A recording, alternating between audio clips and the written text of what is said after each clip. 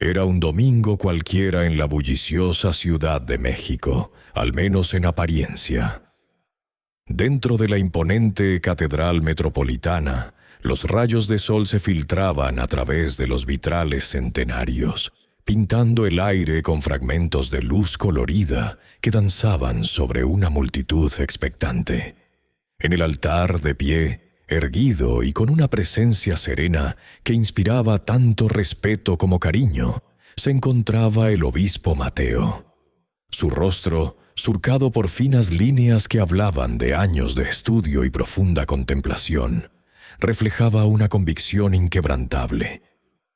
Sus ojos, profundos y claros, transmitían una inteligencia penetrante, y su voz, cuando por fin rompió el silencio, llenó la nave con una autoridad melódica. Estaba a punto de pronunciar una homilía que no solo sacudiría los cimientos de su propia fe, sino que redefiniría la comprensión de la doctrina para miles de almas. El ambiente era de recogimiento, la tensión casi palpable, mientras cada feligrés se ajustaba en su asiento, sin saber que aquel sermón se convertiría en el punto de inflexión de una historia que trascendería lo terrenal.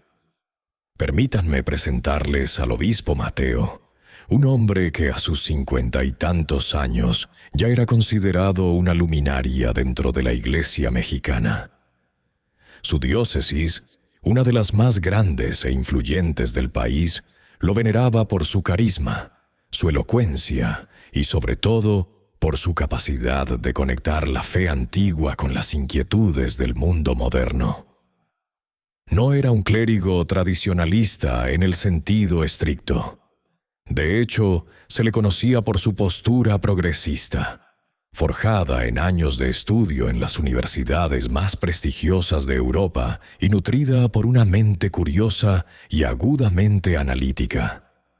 Mateo vivía en el obispado, un edificio que, aunque antiguo y cubierto por la pátina del tiempo, era un remanso de orden y erudición. Sus aposentos estaban repletos de libros, no solo teológicos, sino también de filosofía, historia y ciencias, creando un laberinto de conocimiento que alimentaba su incesante búsqueda de la verdad. Siempre decía que la fe no podía temer al intelecto, sino que debía abrazarlo. Sus sermones rara vez eran meras repeticiones de dogmas. Más bien, eran disquisiciones profundas que invitaban a la reflexión.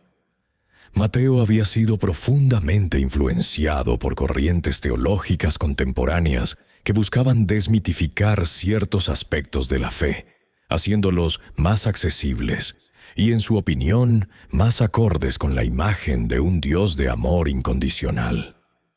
En particular, la noción del infierno, tal como se había predicado durante siglos, le resultaba cada vez más problemática. Para él, el infierno no podía ser un lugar físico de tormento eterno, creado por un ser supremamente bueno. Lo concebía más como una metáfora, una representación poética del sufrimiento que experimentamos en la tierra, o quizás como la angustia de la ausencia de Dios, una elección más que un castigo divino. Su doctrina buscaba liberar a sus feligreses del miedo, un miedo que, según él, había sido una herramienta de control más que un camino hacia la verdadera devoción. Para Mateo, la misericordia divina era absoluta, infinita, y cualquier enseñanza que la limitara era una distorsión de la esencia del Evangelio. Con esa convicción en el corazón y en la mente, el obispo Mateo alzó la vista hacia la congregación. La iglesia estaba abarrotada, los ojos de miles de personas clavados en él, buscando en sus palabras consuelo y guía. Tomó aire, y su voz, clara y resonante, una vez más llenó el majestuoso espacio. Mis queridos hermanos y hermanas, comenzó haciendo una pausa dramática que silenció incluso el más leve murmullo. Durante demasiado tiempo se nos ha enseñado a temer un lugar, una condición, que ha sido utilizada para infundir terror en los corazones de los creyentes. Hoy, con la luz de la razón y la inmensidad del amor de nuestro Padre Celestial, debo declararles una verdad que ha madurado en mi corazón y en mi estudio. Su mirada recorrió los rostros expectantes, algunos confusos, otros ya intuían la dirección de sus palabras. El infierno, tal como se nos ha enseñado, con sus fuegos eternos y sus demonios sádicos, continuó con renovada seguridad. No existe. Es una invención humana, una herramienta de control, una narrativa forjada por el miedo, no la expresión de un Dios de amor infinito que busca la salvación de cada una de sus criaturas. Un silencio atronador siguió a sus palabras. Era un silencio que no duró, o más bien, que fue interrumpido por una sinfonía de reacciones. Se escucharon jadeos ahogados, algunos suspiros de alivio, pero también murmullos de desaprobación y una palpable confusión.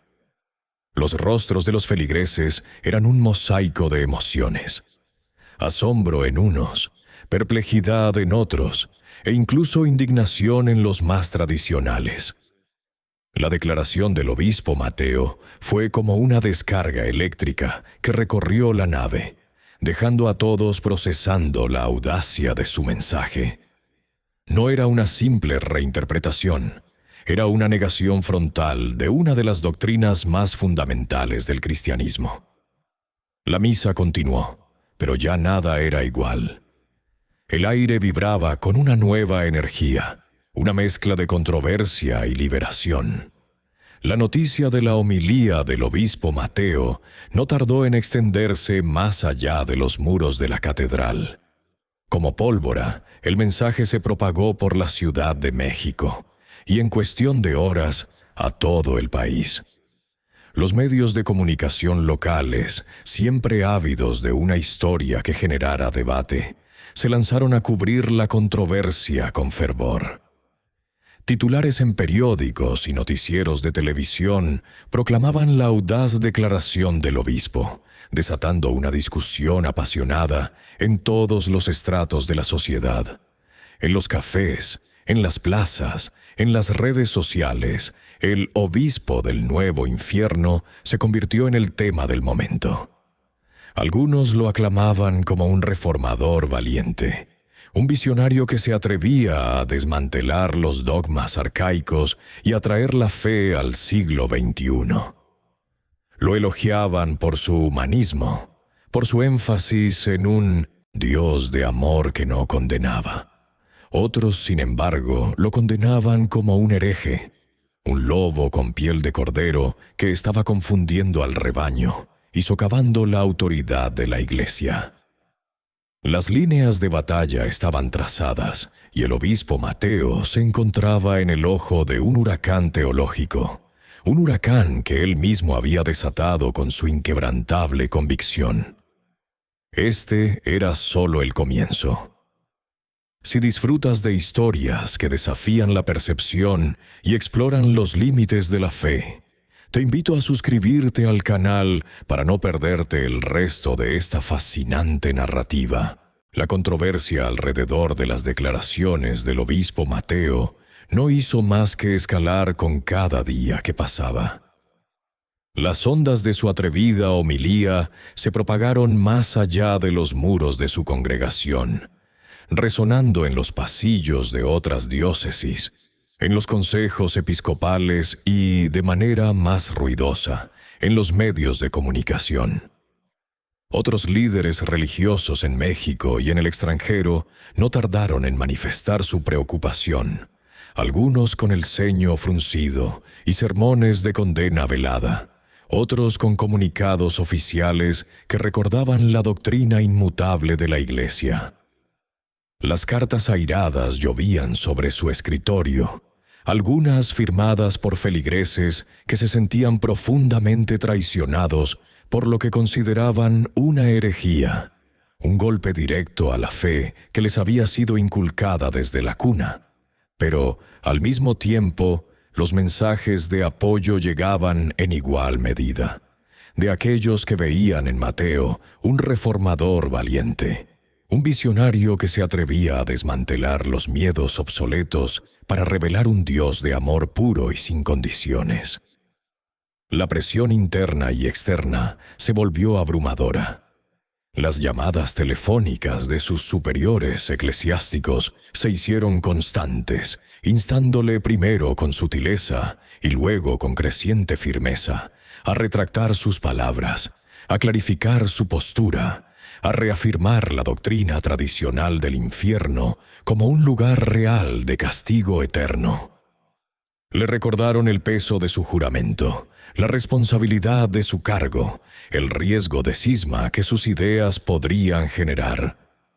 Los feligreses divididos a menudo se presentaban en el obispado para expresar sus sentimientos directamente. Algunos con lágrimas en los ojos, rogándole que no abandonara la verdad. Otros, con fervor, aplaudiendo su iluminación y pidiéndole que continuara por ese camino de progreso.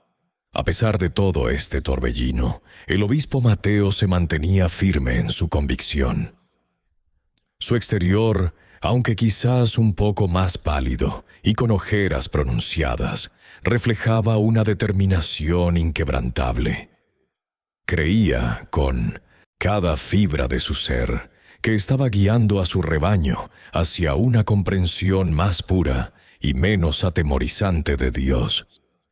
Para él, la idea de un infierno de fuego y azufre era una reliquia de tiempos oscuros, una herramienta de control que empañaba la verdadera magnificencia de la misericordia divina, que él concebía como infinita y abarcadora de toda culpa.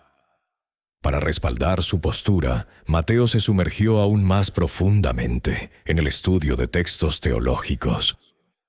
Sus noches se volvieron largas, solitarias, iluminadas por la tenue luz de su lámpara de escritorio.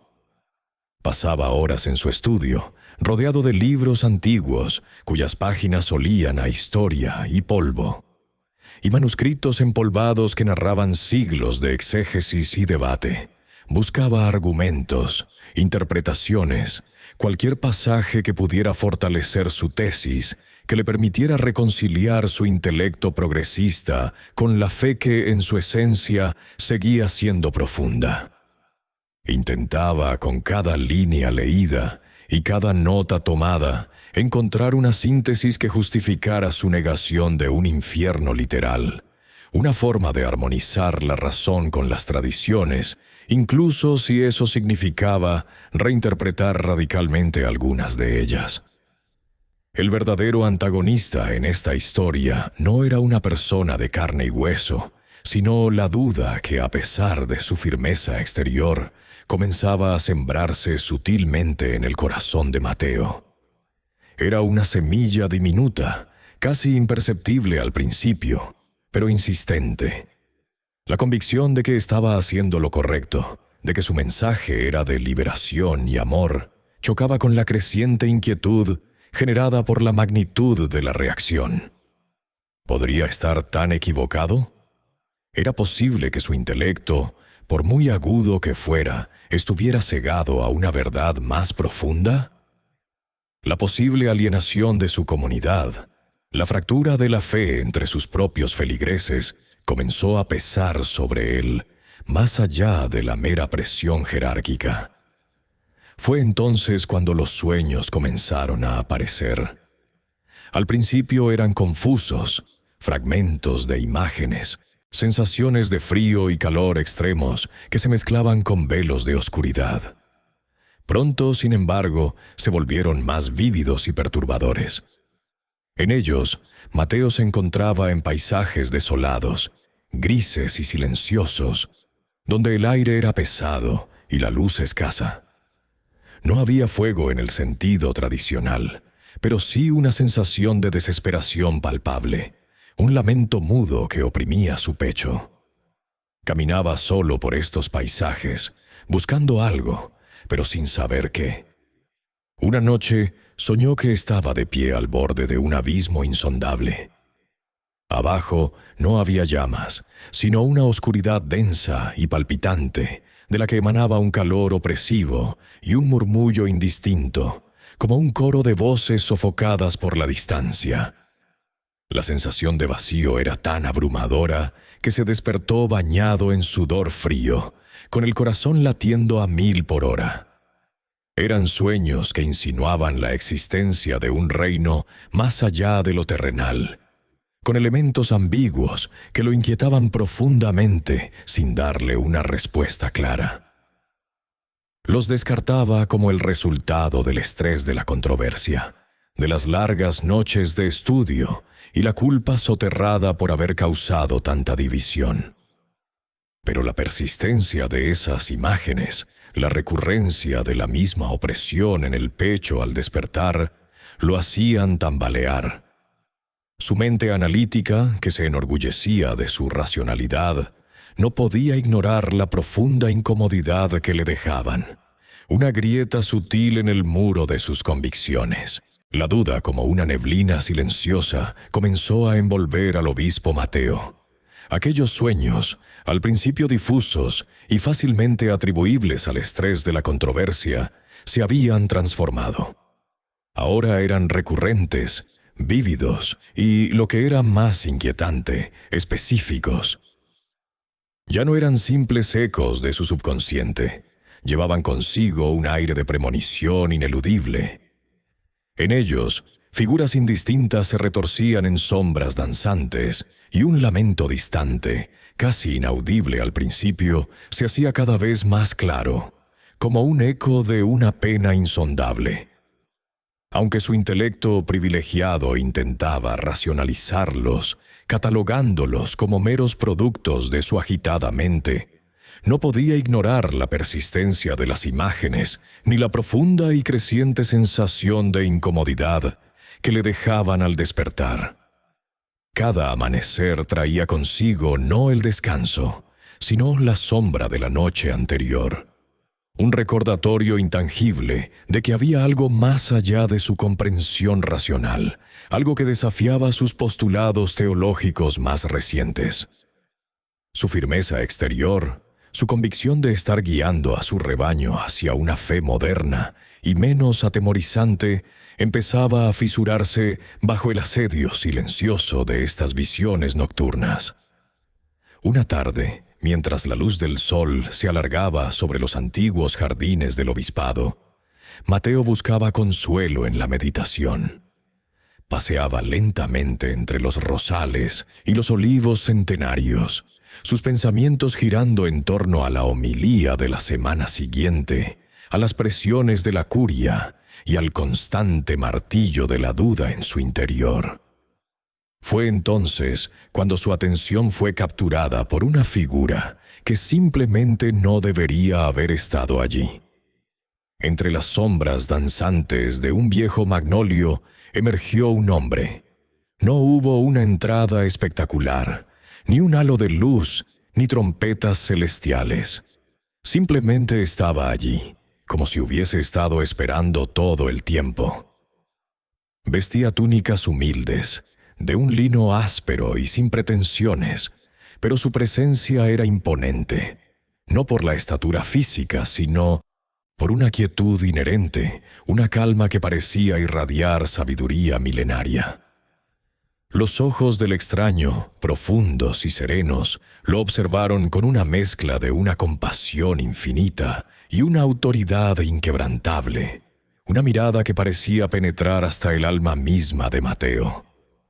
El hombre, cuya figura irradiaba una autoridad pacífica que llenaba el jardín, se dirigió a Mateo con una voz suave pero firme, una voz que no era de este mundo, que parecía traer consigo el eco de siglos. No se presentó, no declamó títulos ni honores. En su lugar habló de la importancia de la verdad, no de la verdad que se discute en concilios o se analiza en textos, sino de aquella que reside en lo más profundo del corazón humano y en los misterios divinos. Sus palabras fluían como un arroyo límpido, tocando temas que Mateo había relegado a la metáfora. Habló de la fe que trasciende la razón, de esa comprensión que el intelecto, por más brillante que sea, no puede abarcar por sí solo. Recalcó, con una delicadeza que no restaba firmeza, las consecuencias de reinterpretar los misterios divinos a la ligera, de moldearlos a la conveniencia de la época en lugar de permitir que moldearan el alma. No fue una confrontación, no hubo reproche en su tono, sino una enseñanza sutil, una invitación a mirar más allá de las paredes de la propia mente. «Hay verdades, Mateo», dijo el hombre, con una mirada que abarcaba más que el presente, que el intelecto humano no puede abarcar por sí solo. La razón es un faro útil, sí, pero no la totalidad del océano. A veces, para comprenderlas plenamente, es necesario experimentarlas. La fe no es solo creer un dogma, es permitir que la realidad de Dios se manifieste en la propia existencia, incluso si esa manifestación es incómoda para nuestras concepciones preestablecidas. Sus palabras calaron hondo en el corazón de Mateo, moviendo algo que había permanecido estático. Luego, la figura misteriosa le habló de un viaje que Mateo debía emprender, no un periplo geográfico, sino una travesía del alma, una exploración de aquello que había osado negar. No dio detalles, solo la certeza de que este camino era necesario para su comprensión. El hombre extendió su mano, no con un gesto de súplica, sino de ofrenda. En su palma sostenía una pequeña ramita de olivo, de hojas plateadas y apariencia humilde, pero que irradiaba una dulzura inexplicable. «Guarda esta ramita, Mateo», dijo, con una sonrisa que apenas curvó sus labios. «Es un símbolo de paz y de una promesa. La necesitarás donde la paz escasea y las promesas son olvidadas». Mateo, aunque perplejo y todavía asimilando la extraña intervención, sintió una irresistible atracción hacia las palabras y la presencia magnética del extraño. Sus sentidos le gritaban que esa figura era más que un simple vagabundo o un monje excéntrico. Había una verdad en sus ojos que su corazón reconocía, incluso si su mente aún luchaba por comprender. Tomó la ramita de olivo, sintiendo la rugosidad de su diminuto tallo en su palma. Al hacerlo, una corriente de calma, mezclada con una expectación inusual, recorrió su cuerpo. El extraño asintió levemente, una despedida silenciosa, y tan súbitamente como había aparecido, se desvaneció entre las sombras del magnolio, dejando a Mateo solo en el jardín, la ramita de olivo apretada en su mano, un testigo tangible de un encuentro que desafiaba toda lógica y que marcaría el verdadero inicio de su viaje. La luz del atardecer se fundía con el crepúsculo, y el silencio de los jardines parecía guardar un secreto profundo, recién revelado. Mateo, aún perturbado por la intensidad del encuentro en el jardín, intentó retomar su rutina habitual con una determinación casi febril.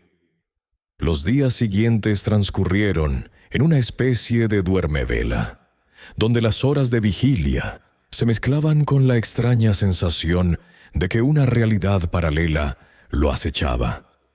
Oficiaba la misa con la solemnidad acostumbrada, sus palabras resonando en el vasto espacio de la catedral. Atendía a los feligreses, escuchando sus confesiones y sus preocupaciones, ofreciendo consuelo y guía, pero la imagen y las palabras del hombre misterioso lo perseguían. No podía borrar de su mente la profunda sabiduría de su mirada, la cadencia de su voz, ni la extraña promesa de un viaje. La ramita de olivo, ese humilde presente, se había convertido en un objeto constante de su atención. La guardaba con reverencia en la mesita de noche junto a su cama, y cada vez que la veía, una punzada de inquietud y expectación lo invadía. Era un ancla a una realidad que su intelecto aún se resistía a aceptar por completo. pero que su espíritu anhelaba desde lo más profundo. Los argumentos teológicos que antes le brindaban tanta seguridad, ahora le parecían insuficientes, como si la vasta biblioteca de su obispado, con sus miles de volúmenes, no pudiera contener la totalidad de la verdad. La certeza que había proclamado con tanta vehemencia acerca de la inexistencia del infierno se sentía ahora como una fortaleza construida sobre arena movediza, corroída por una duda que no era intelectual, sino visceral y existencial. Él, el obispo Mateo, el hombre de la razón, se encontraba en un umbral. Una noche, mientras Mateo dormía profundamente, sumido en un sueño sin imágenes, la ramita de olivo que reposaba silenciosamente junto a su cama comenzó a emitir un tenue resplandor. Era una luz suave, casi imperceptible al principio, pero que gradualmente se intensificaba, tiñendo el aire de la habitación con un halo dorado y vibrante. Mateo se despertó no de golpe, sino como si emergiera de un letargo profundo. La luz dorada no lo cegaba, sino que lo envolvía, y a través de sus sentidos percibió una fuerza invisible pero poderosa que lo atraía. Se levantó de la cama, desorientado, y al mirar a su alrededor, se dio cuenta de que la habitación estaba cambiando. Las paredes de piedra, los muebles antiguos, los libros apilados en los estantes, todo comenzaba a disolverse, no en el caos, sino en una neblina dorada y etérea que se movía con una vida propia, pulsante y cálida. Era como si el tiempo y el espacio se desdibujaran, y la familiaridad de su entorno se transformara en un lienzo en blanco. De la neblina, con una lentitud majestuosa, emergió la misma figura que había encontrado en el jardín. Esta vez, sin embargo, no había ambigüedad. Su rostro, iluminado por el resplandor dorado, era de una bondad inefable y una compasión que trascendía toda comprensión humana, pero también de una seriedad que revelaba una autoridad divina. Sus ojos, profundos como el universo mismo, se posaron en Mateo. «Mateo», dijo con una voz que reverberaba no solo en el aire, sino en las profundidades de su alma. Una voz que era a la vez un trueno suave y una caricia. «Soy Jesús». La revelación no fue un shock, sino un reconocimiento, una confirmación de lo que su espíritu ya había intuido. La duda se desvaneció, dejando solo una abrumadora sensación de reverencia. Jesús continuó, su voz impregnada de una tristeza que contrastaba con la luz que lo rodeaba. «Has proclamado que un lugar de tormento no existe, buscando consolar y liberar. Pero hay verdades que deben ser vistas para ser comprendidas en su totalidad. Tu intelecto ha intentado limitar lo ilimitable. Tu razón ha querido definir lo indefinible. Te llevaré a ver lo que has negado, no como un castigo, sino como una ofrenda de conocimiento, para que tu guía sea completa y tu fe inquebrantable».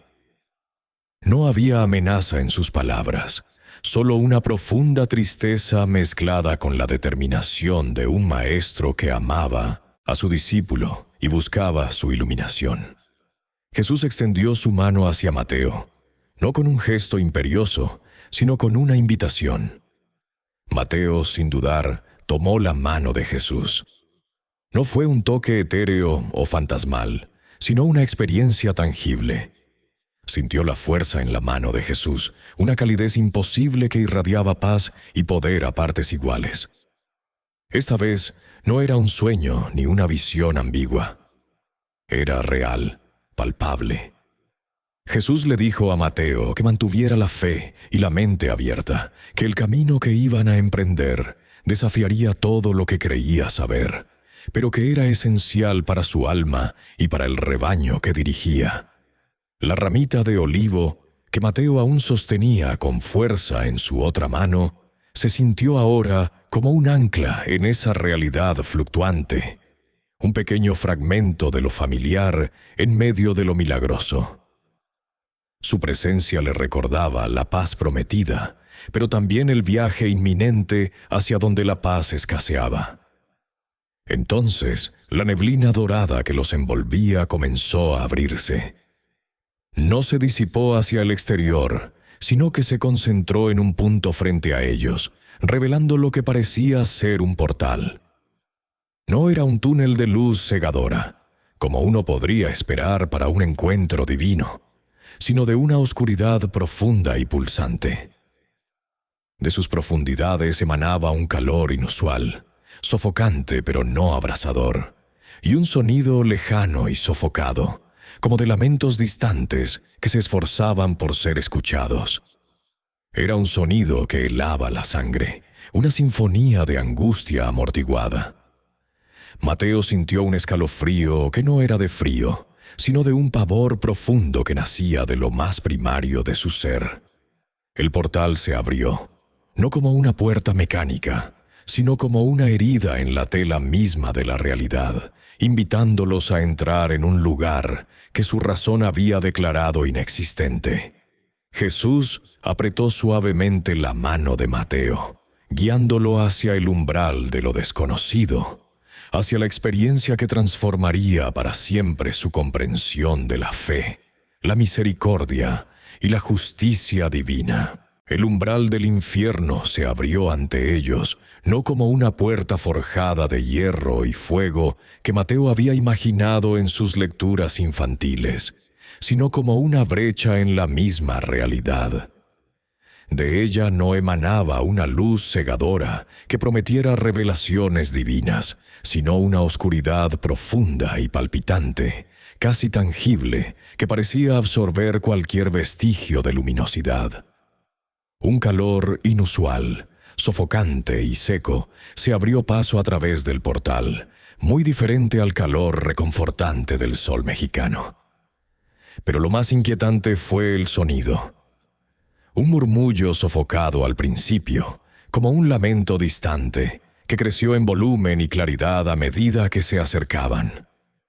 Era un coro de voces, no armoniosas, sino discordantes, llenas de angustia y desesperación, entrelazadas en un tejido de sufrimiento que helaba la sangre.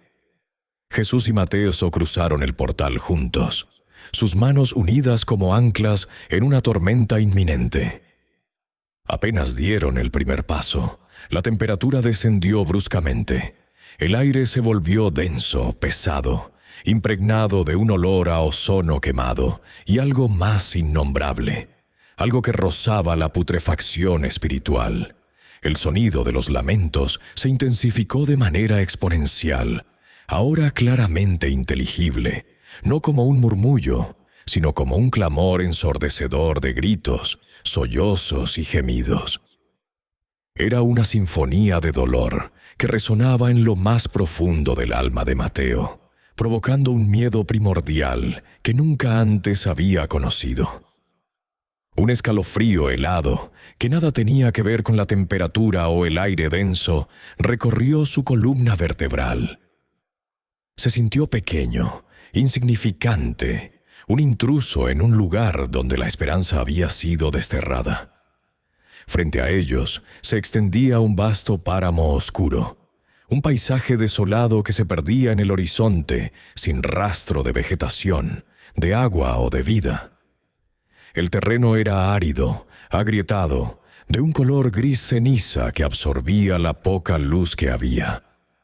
Esta luz, rojiza y moribunda, no venía de un sol o una estrella, sino que parecía emanar de las profundidades de la tierra misma, proyectando sombras alargadas y grotescas. En la distancia, Mateo percibió siluetas. Eran figuras humanas, o al menos lo que parecían serlo, moviéndose erráticamente, sus cuerpos magullados y consumidos, contorsionados por un sufrimiento incomprensible. Sus rostros, apenas visibles a través de la penumbra y la distancia, estaban marcados por una agonía que superaba cualquier expresión de dolor que hubiera visto en el mundo de los vivos. No había el fuego voraz y literal que las representaciones medievales y las homilías más ardientes describían, pero el ambiente mismo era un tormento. Un frío gélido y penetrante calaba hasta los huesos, un frío que paradójicamente quemaba, dejando una sensación de congelación interna. Era una angustia espiritual abrumadora, una presión constante en el pecho y el alma que amenazaba con aplastarlo. Jesús permaneció absolutamente en silencio. Su agarre en la mano de Mateo era firme y constante. Su presencia era la única fuente de consuelo en aquel lugar de desolación absoluta. Sus ojos, llenos de una tristeza infinita, pero desprovistos de reproche, observaban el sufrimiento sin juzgar, solo con una profunda compasión. Era una compasión que trascendía el dolor individual, que abarcaba la magnitud de la tragedia de la libre elección. Una compasión que en ese momento Mateo solo podía intuir. Jesús no necesitaba hablar. Su silencio era más elocuente que cualquier sermón. Su mirada era un espejo del profundo dolor de una deidad que presenciaba la autodestrucción de sus hijos. Mateo comenzó a comprender que el infierno no era solo un castigo divino impuesto por la ira de Dios, sino la ausencia total de amor, de esperanza, de gracia, del mismo Dios. Era un vacío existencial, una desolación del alma que superaba cualquier tormento físico. Vio almas que se lamentaban, no por el dolor físico, no por las llamas inexistentes, sino por la eterna separación de aquello que les había dado vida, por la conciencia angustiante de las oportunidades perdidas, los perdones no aceptados, los amores rechazados y los pecados no arrepentidos. Cada lamento era una manifestación de un remordimiento infinito, una conciencia nítida de haber elegido la oscuridad por encima de la luz. El verdadero fuego, se dio cuenta, era el de la culpa incesante, el ardor de la conciencia que nunca se apaga. A medida que avanzaban, Jesús lo guiaba a través de este páramo sombrío. Mateo comenzó a distinguir mejor las figuras. Para su horror, empezó a reconocer en los rostros de algunos de los atormentados rasgos de personas que había conocido en vida. Feligreses que habían rechazado la fe, colegas que habían caído en la hipocresía, líderes que habían abusado de su poder. Y aún más inquietante, comenzó a ver en sus semblantes reflejos de pecados que él mismo había cometido en menor medida, de tentaciones que había rozado, de juicios que había emitido. No era una exhibición de castigo, sino la manifestación de las últimas consecuencias de las decisiones libremente tomadas. Esto lo golpeó profundamente, dándose cuenta de que el juicio no era arbitrario o caprichoso, sino una consecuencia directa e inevitable de las elecciones de una vida y la persistente negativa a la misericordia ofrecida. El infierno, tal como lo veía ahora, era el espejo ineludible del alma. Su propia negación pública de este lugar le parecía ahora una arrogancia insondable, una ceguera voluntaria ante una verdad tan desgarradora. La ramita de olivo en su mano, su única conexión con el mundo que había dejado atrás, se sentía ahora como un objeto de una ironía cruel. Una promesa de paz en un lugar donde la paz había sido erradicada por completo. Jesús conduce a Mateo a través de diferentes niveles, o más bien, distintas expresiones del sufrimiento que habitaban aquel páramo desolado. No eran niveles geográficos o jerárquicos como los que podría haber imaginado en un fresco medieval, sino estados del ser, dimensiones de la desesperación que se extendían como círculos concéntricos de dolor. Había lugares de una agonía mental incesante, donde las almas, despojadas de toda distracción o consuelo, eran obligadas a revivir sus peores decisiones. Veía proyecciones etéreas, pero nítidas, de momentos cruciales de sus vidas terrenales, donde habían elegido la crueldad, la negligencia o la autoindulgencia por encima de la compasión, la responsabilidad o el amor. El remordimiento no era una emoción fugaz, sino una tortura eterna, una herida abierta que nunca sanaba, una película que se repetía sin fin en sus mentes, proyectada en la oscuridad de su propia conciencia culpable. Los gritos que emanaban de esos espacios no eran de dolor físico, sino de una desesperación abrumadora, de la comprensión tardía pero implacable de lo que habían perdido irrevocablemente. En otros confines de este lugar de condena, Mateo presenciaba la soledad en su forma más pura y cruel. Almas errantes, separadas entre sí por una barrera invisible e infranqueable, clamaban sin ser escuchadas, se extendían sin poder tocar. La ausencia de conexión, la falta de compasión mutua, se había convertido en un tormento físico insoportable. Era un frío gélido que penetraba hasta los huesos del alma, una sequedad que marchitaba toda emoción positiva, dejando solo la amargura de la eterna desvinculación. En ese aislamiento absoluto, la memoria de las relaciones perdidas, del amor rechazado o nunca dado, se convertía en una daga helada que se clavaba una y otra vez en el corazón espiritual. La ramita de olivo que Mateo aún apretaba en su mano era su único ancla, un recordatorio tenue de la gracia y la conexión que existían fuera de este abismo. Fue entonces cuando Mateo comenzó a percibir el fuego que con tanta vehemencia había negado en sus sermones. No eran las llamas rugientes y crepitantes que a menudo adornaban las representaciones artísticas del infierno, no. Este fuego era mucho más insidioso, mucho más aterrador. Era una sensación de ardor interno, una quemadura espiritual que no consumía la materia, sino el alma misma y toda chispa de esperanza que pudiera haber. Era el fuego de la culpa, del remordimiento que se había enraizado y podrido, de la ira y el odio que se habían vuelto eternos e implacables, incinerando cualquier posibilidad de paz o consuelo. Era el fuego de la separación total de la gracia divina, una combustión interna que emanaba desde la esencia más profunda del ser, alimentada por los pecados no arrepentidos y las decisiones egoístas.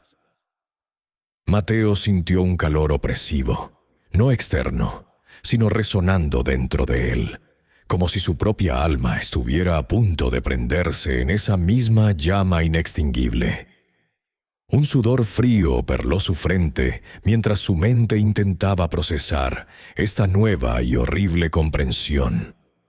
Observó rostros, o lo que quedaba de ellos, moldeados por una desesperación tan profunda que borraba cualquier rastro de esperanza.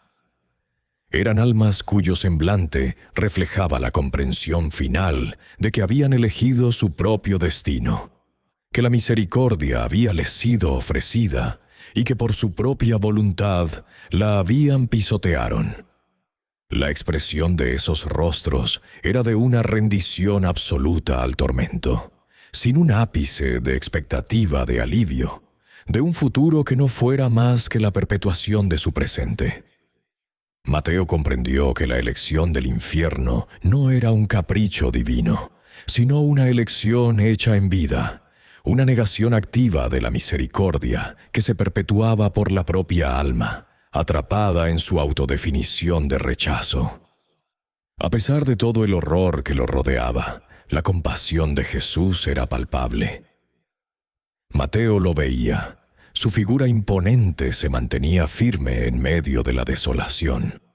Sus ojos, que antes habían brillado con una tristeza infinita, ahora derramaban lágrimas silenciosas. Jesús presenciaba un sufrimiento que su amor omnipotente no podía aliviar, porque era la consecuencia ineludible de la libertad que él mismo había otorgado. Eran lágrimas que no cesaban, gotas de dolor divino que caían sobre la tierra estéril de aquel lugar, sin encontrar consuelo ni consolar. Esta visión del dolor de Jesús por las almas perdidas sacudió a Mateo aún más profundamente que el infierno mismo, porque ver el sufrimiento de los condenados era terrible, pero presenciar el sufrimiento del amor encarnado por la autodestrucción de sus criaturas era desgarrador, una herida abierta en el corazón de Dios mismo.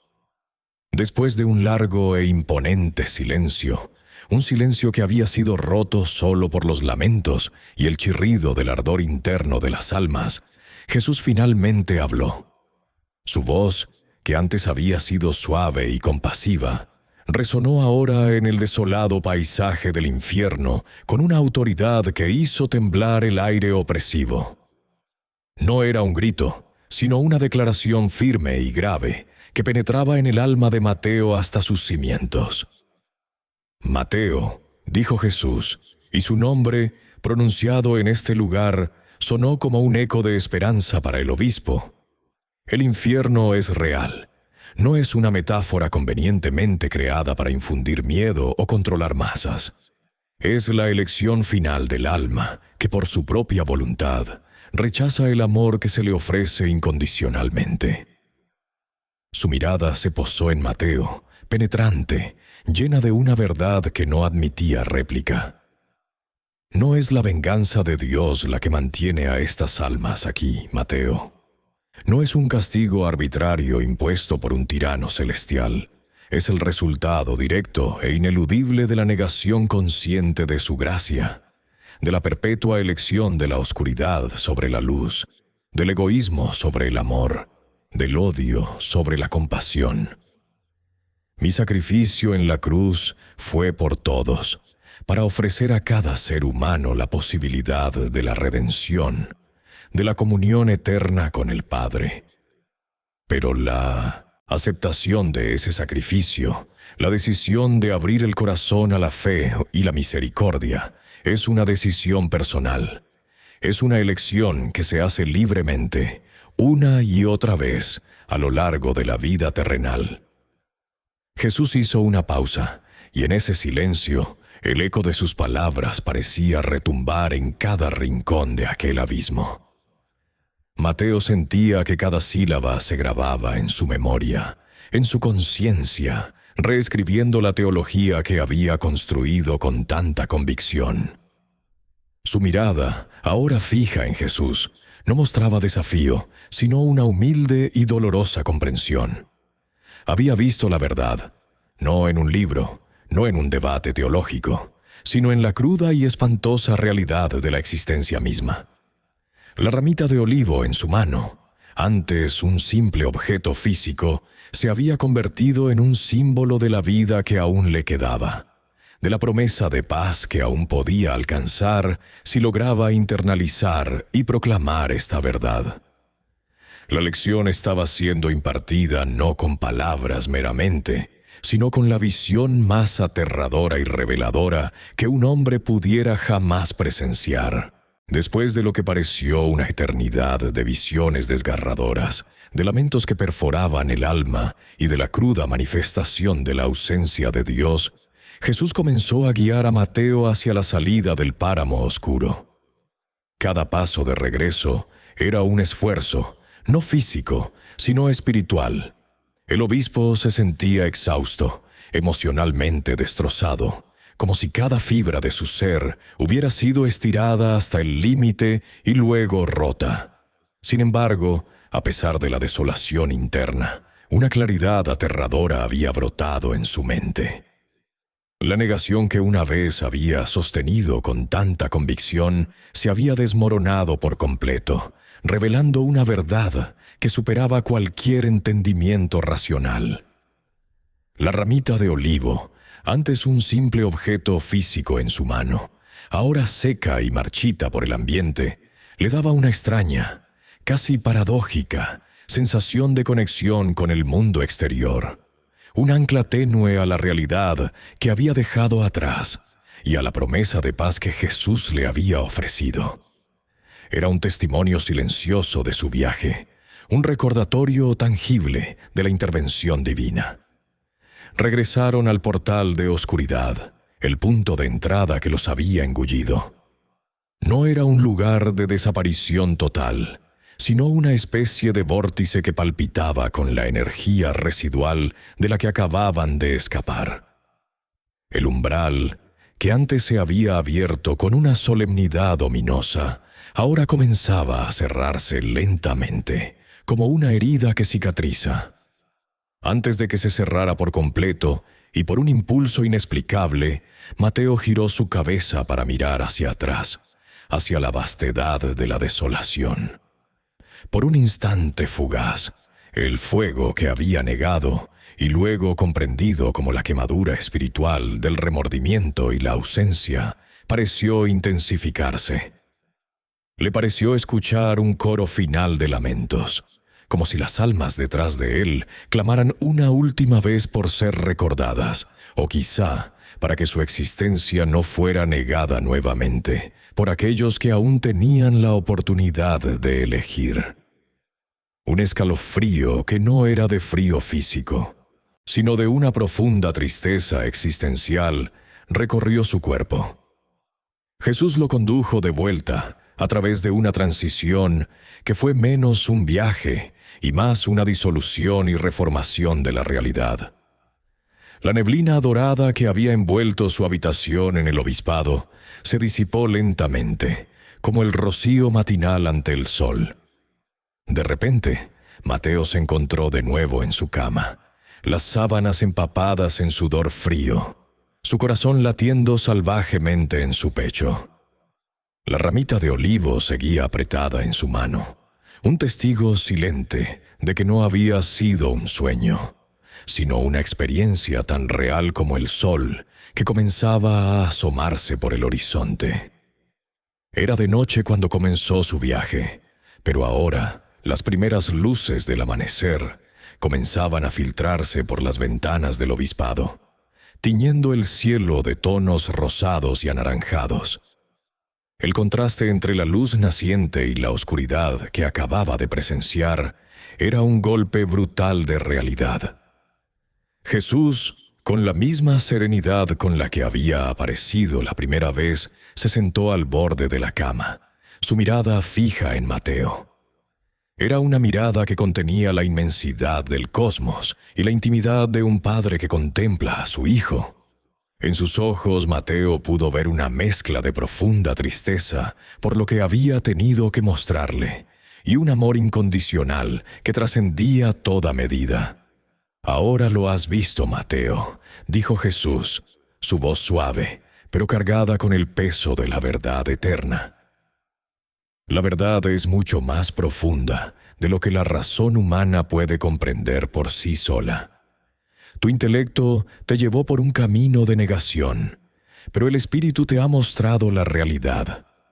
Tu misión, a partir de este momento, no es guiar a tu rebaño a través del miedo, porque el miedo paraliza, sino a través de la verdad completa y del amor más puro. Recuerda siempre las consecuencias de nuestra libertad, Mateo. La libertad es un don sagrado, pero conlleva la inmensa responsabilidad de nuestras elecciones. La habitación se llenó de un silencio solemne, interrumpido solo por la respiración agitada de Mateo. Cada palabra de Jesús resonaba en su alma, cicatrizando las heridas y al mismo tiempo abriendo otras nuevas, las de una comprensión dolorosa pero necesaria. La teología que había construido con tanta pasión y convicción se había derrumbado, pero en sus ruinas una fe más profunda y auténtica comenzaba a emerger, una fe basada no en la comodidad de la negación, sino en la cruda y gloriosa realidad de la existencia divina. Jesús se levantó lentamente del borde de la cama, su figura proyectando una sombra etérea en la habitación. Se dirigió hacia el balcón, donde los primeros rayos del sol se derramaban sobre la ciudad dormida. Antes de desaparecer por completo con la primera luz del amanecer, se volvió una última vez hacia Mateo. Sus ojos transmitían una bendición y una carga a la vez. «Que la paz sea contigo, obispo Mateo», dijo, su voz desvaneciéndose como un eco en la brisa matutina. «Y que tu testimonio sea un faro de verdad para todos aquellos que buscan la luz. Nunca olvides lo que has presenciado. No te quedes solo con el horror del infierno, sino con la magnitud del amor que te lo ha revelado». Luego, su figura se disolvió en el aire. Sus últimos contornos de luz y sombra se fusionaron con el amanecer, dejando a Mateo solo en su habitación, solo con la ramita de olivo, testigo mudo, y con una experiencia tan imborrable que redefiniría cada instante de su vida futura. La carga era inmensa, el camino que se abría ante él era arduo, pero la claridad de su propósito era innegable. Había visto el fuego y ahora estaba llamado a hablar de él, no para amenazar, sino para advertir y para ofrecer la esperanza real de la salvación. Después de la eternidad de visiones desgarradoras y la poderosa declaración de Jesús, el obispo Mateo sintió un tirón suave pero firme. Jesús lo estaba guiando hacia la salida del páramo oscuro. Cada paso era una victoria sobre la opresión de aquel lugar. El aire, aunque todavía cargado de un peso incomprensible, comenzaba a aligerarse a medida que se alejaban de los epicentros del tormento. Mateo se arrastraba, no físicamente, sino con cada fibra de su ser, agotado, emocionalmente destrozado, pero con una claridad aterradora que había reemplazado la confusión teológica en su mente. La ramita de olivo en su mano, aunque seca y marchita, se sentía extrañamente reconfortante, un ancla tenue a una realidad diferente, una promesa silenciosa de paz que aún podía ser posible. Regresaron al portal de oscuridad, que ahora no parecía una boca hambrienta, sino una herida profunda en el tejido de la existencia. Era una rendija por la que se filtraba el dolor, un recordatorio constante de la seriedad de la elección humana. El portal, que antes se había abierto con un siseo sofocado, comenzó a cerrarse lentamente, como la pupila de un ojo cansado. Antes de que se redujera a un punto y desapareciera por completo, Mateo, impulsado por una necesidad inexplicable, miró hacia atrás. Por un instante fugaz, el fuego del infierno pareció intensificarse, no en llamas visibles, sino en un eco de desesperación, como si las almas clamaran por ser recordadas, por no ser olvidadas en su eterna reclusión. Un clamor silencioso, pero devastador para el alma de Mateo, que ahora comprendía la profundidad de su error. Jesús lo condujo de vuelta a su habitación en el obispado. La neblina dorada que había envuelto el espacio durante su viaje comenzó a disiparse tan silenciosamente como había aparecido. Poco a poco, los contornos familiares de su estudio, las estanterías repletas de libros, el crucifijo de madera antigua en la pared, regresaron a la vista. Mateo se encontró de nuevo en su cama, exactamente donde había estado la noche anterior, la ramita de olivo todavía apretada en su mano, un testigo inconfundible de la verdad que había presenciado. Era de noche, o al menos así parecía por la oscuridad que aún reinaba fuera de la ventana, pero el horizonte distante ya mostraba el primer rubor del amanecer, prometiendo un nuevo día que para Mateo sería fundamentalmente distinto a todos los anteriores. Jesús se sentó al borde de la cama, un gesto de calidez y cercanía que contrastaba con la inmensidad de lo que acababan de experimentar. Sus ojos, profundos y llenos de una mezcla incomprensible de tristeza y amor, se posaron en Mateo. «Ahora lo has visto, Mateo», dijo con una voz suave, pero cargada de la autoridad de la verdad. La verdad es más profunda y compleja de lo que la razón humana puede comprender por sí sola. Tu misión como pastor es guiar a tu rebaño, no a través del miedo que paraliza y distorsiona, sino a través de la verdad completa, revelada con amor. Y siempre, siempre debes recordar las consecuencias inevitables de nuestra libertad, tanto para la gracia como para la perdición. Nunca olvides lo que has presenciado. Llévalo en tu corazón y en tu palabra. Jesús se levantó, su figura serena dirigiéndose hacia el balcón que daba al jardín donde se habían encontrado por primera vez. La primera luz del amanecer comenzaba a pintar el cielo con tonos pastel. Antes de desaparecer, disolviéndose suavemente en el aire, como si nunca hubiera estado allí, Jesús se volvió y miró a Mateo una última vez. Sus últimas palabras resonaron en la habitación, llenas de una promesa y una bendición. Que la paz sea contigo, Mateo, y que tu testimonio, nacido de esta verdad revelada, sea un faro de luz en el mundo. Luego, simplemente se había ido, dejando a Mateo solo en la quietud de su habitación, con la experiencia imborrable grabada a fuego en su alma, la ramita de olivo en su mano como un talismán silencioso de lo que había sido y lo que sería.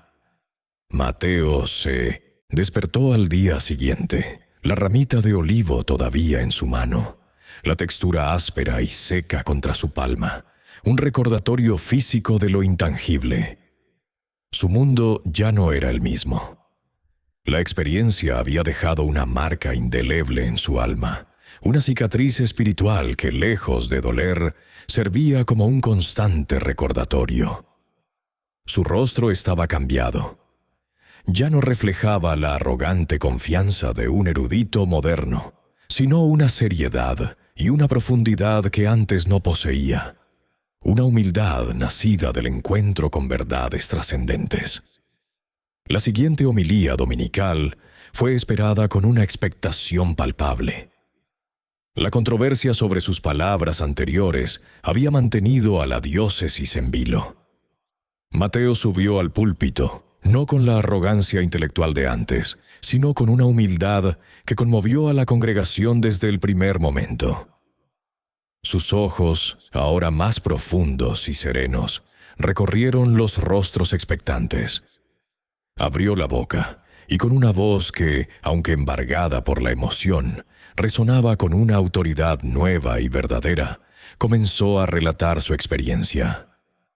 No la presentó como un sueño, ni como una visión mística abstracta, sino como un viaje real, un encuentro tangible con la verdad última. Habló del hombre del jardín, de la neblina dorada, del portal oscuro y de la mano firme de Jesús, que lo guió a través de un lugar de sufrimiento inconcebible. Mateo confesó su error al negar la existencia del infierno, pero lo hizo no para infundir un miedo paralizante, sino para enfatizar la magnitud inconmensurable del amor y la misericordia de Dios, y la seriedad ineludible de la elección humana. Su testimonio era un llamado no al pánico, sino a la reflexión profunda, al arrepentimiento genuino y a la búsqueda sincera de la redención que siempre está disponible a través de la gracia divina.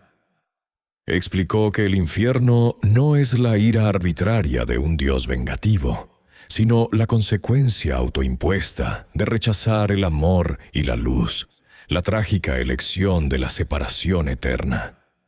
La iglesia entera estaba en un silencio absoluto, hipnotizada por sus palabras. Muchos en la congregación lloraron, asimilando la impactante revelación. Otros miraron con un asombro reverente la verdad de su experiencia innegable en la sinceridad de su voz. Su mensaje final fue, a pesar de todo, de profunda esperanza. Aunque el infierno es una realidad sombría y palpable, también lo es el cielo, y el camino hacia la salvación y la comunión eterna con Dios está siempre abierto, ofrecido generosamente a través de Jesucristo. La vida del obispo Mateo cambió radicalmente. Dejó de ser un reformador teológico intelectual para convertirse en un predicador de la verdad completa, no solo de la parte cómoda que encajaba con la razón humana. Su diócesis, una vez dividida por el debate, experimentó un renacimiento espiritual, un despertar colectivo a la seriedad de la fe y la vastedad de la misericordia divina. Su testimonio se propagó no solo por su ciudad, sino a través de todo México, impactando a innumerables almas con la poderosa narración de su transformación. La ramita de olivo, ahora guardada con reverencia en un pequeño relicario sobre su escritorio, se convirtió en un símbolo perenne de su humillación, su redescubrimiento de la verdad y un recordatorio constante de la realidad que Jesús le había hecho ver con sus propios ojos. Un viaje que había redefinido su fe y su ministerio para siempre.